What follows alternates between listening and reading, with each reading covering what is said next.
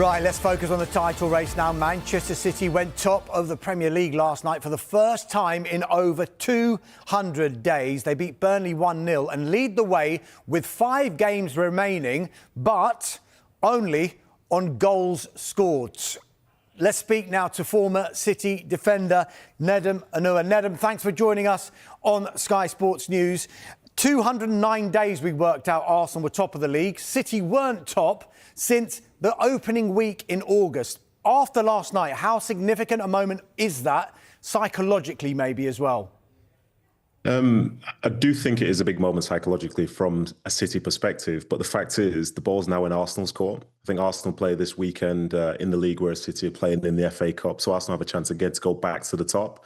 And I believe they actually have 2 games in the league before City have their next fixture. So before you know it, this feeling of City being top, well, City could then be in a position where they're 6 points behind Arsenal if Arsenal do what they have to do.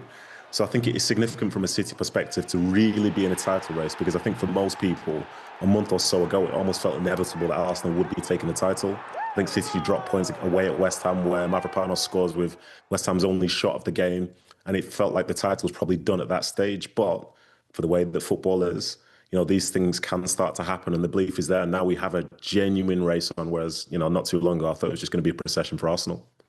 Nedum, just stay there, because I want you to listen in on what Erling Haaland said yesterday, because he seemed a bit bemused when he was asked about the lack of goals against Burnley. It was obviously just a 1-0 victory. Let's hear from him now and we'll come back to you. This is Erling Haaland from last night. Yeah, we had a lot of chances, but I'm happy we win, and that's the most important thing. Anything else, don't think, just try to win. It's all about winning, no matter how. We try to play our football and just try to win. That's what you have to have in your mindset, and now focus on Saturday. And it also shows, I think, a team against Burnley when probably many were expecting more goals to be scored here tonight, how difficult a title challenge it is for you. Don't think about other goals, think about winning, as I said now 3 times.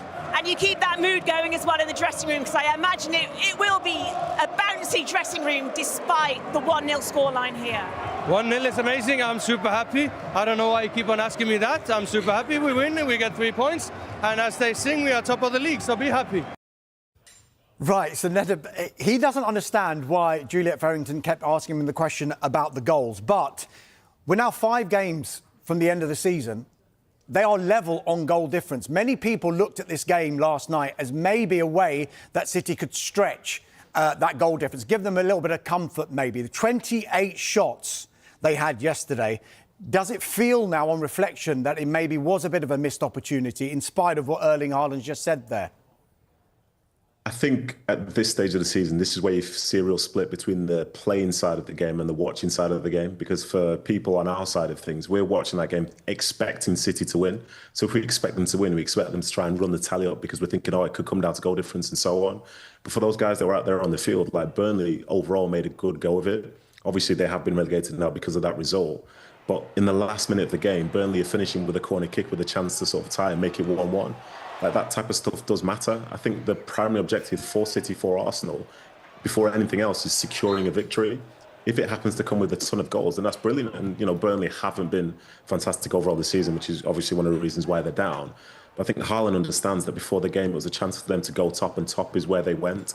If we get bogged down in the idea of goal difference and that's all they're going to be thinking about, then very quickly you can almost lose your focus. Because I think for many of us who remember through the league history, like, remember that time, for example, where Liverpool were 3-0 up away to Crystal Palace and they were rushing to get the ball out of the net because they're thinking goal difference, goal difference, goal difference, and then the game finishes with a draw. Like, winning the games is ultimately going to be the most important thing that gives you the chance itself. If it comes down to goal difference and it's in your favour, then fantastic. But you can't just rest on your laurels and expect that, you know, a team's going to be winning convincingly every single week. Because if it was that easy, then both of these teams would be much further ahead points-wise than we see at this moment in time. And again, for context, the difficulty in terms of being in this position, both teams could win their remaining games and finish on 85 points. I think as far as the history of the Premier League goes, it shows that points are being dropped by those 2 top sides. And who knows whether or not it'll even be 85 to win it. So I think for Haaland, he made the point, emphasised the point. They're on the same amount of games as Arsenal now. They've got the same amount of points, but they are top. And if the season was to finish now, then surely that's mission complete. Yeah, just picking up on Haaland, he's now scored 5 goals in his last 4 games. There was a period at the start of this calendar year where there are a few doubts being thrown his way. He's basically just shown, never doubt me, hasn't he? Yeah, do you know, he has done that. He certainly has done that. And he'd know himself that it's been an imperfect season. I think it's been imperfect for a season for City and lots of other teams and players as well. But at the time where he wasn't scoring as many goals as, say, we'd expect him to, that's when the likes of Semenyo and others were really sort of finding their form as well. And I think if we go back to what feels like an everlasting season, at the start of the year, the talk was, will City score any goals if Haaland doesn't score himself? Well, there was that spell where he wasn't scoring, but they still found a way to be in this title charge now. But I think for me, if they are to win the Premier League title, I think his goal is going to be a big part of it going forward. I think his sort of sense of where to position himself and his finishing when he's at his best is as good as anyone, not just in the league, but probably in world football. So yes, he's had his dip, but even when he had his dip, he was still top scorer in the Premier League. And I think if he finds his confidence and he gets those chances created for him like we saw yesterday, then, you know, I'm backing him to continue scoring. Yeah, you mentioned winning the Premier League. They've already won the Carabao Cup. They're in the semi-finals this weekend, of course, against Southampton in the FA Cup. They've already done a domestic treble. They've already done the treble under Pep Guardiola. If they were to achieve a domestic treble again with this team, given everything that's happened this season, where do you think that would rank in Pep Guardiola's achievements here at Manchester City? I think that's a fantastic question. This is provided that they do it, because we've seen in the last two attempts for City in terms of the FA Cup, losing the final to Crystal Palace and losing to Manchester United as well. So nothing is ever going to be guaranteed from that standpoint. But in reality, every trophy that they win is a very, very hard fought and, you know, well-earned one. I think the fact that they're in the semi-finals of the FA Cup again for maybe like the 7th or 8th year in a row is really impressive. But every title really matters. This one here against Arsenal, for them to be so far away, say just a couple of months ago, if they were to go on and win it, you know, they deserve a ton of credit, especially with the newer faces that are involved. And you can see from a City perspective, this season is almost like the beginning of a transition as such, because now you're looking at the likes of Semenyo, you know, looking at Kusanovs, Gahey's and others who are going to be potentially taking the mantle forward when you lose the likes of Bernardo Silva, John Stones, recent times, Gundogan's, De Bruyne's, Kyle Walker's and so on. So I think it would be really significant for almost putting the club in the right sort of position to, say, be successful going forward. But again, it's so difficult to win even one of these trophies. So if they were to get three, I guarantee Guardiola will probably treasure it as much as anything else he's achieved in his career. Yeah, just reflecting back on that big game on Sunday when they beat Arsenal at the Etihad, a certain Wayne Rooney was critical, shall we say, of the celebrations at the full-time whistle, saying that City were almost celebrating like they'd already won the title. What did you make of those comments and what did you make of the celebrations? To be honest, I think most people would say that that game was one which had been marked off for so long in this season. And as the sort of gap was getting smaller and smaller, you felt how significant it was. And when the game was done, like the fans from a City perspective were rightly celebrating and fans from an Arsenal perspective were hugely disappointed. So I think in some ways it's probably unfair to try and police how people can celebrate any particular moment. And for, say, if he's being critical of the celebrations, like we're talking about a side that are potentially going to win their 7th league title in 9 years. So in terms of like finding the balance of how to celebrate, I think they've done pretty well at that across all those years. But they know how significant a game that was, especially to do it in front of their home fans. And I think from a City perspective, the manager always says to the players after the game, go and applaud the fans. They do that on a week-to-week basis. And obviously, like, Donnarumma is a very, very passionate person. Him going into the crowd, yes, that does feel extraordinary. But then in the same breath, that's just who he is as a person. I don't think the celebrations, in my opinion, were over the top. And it's a very easy thing to say when we see people do that.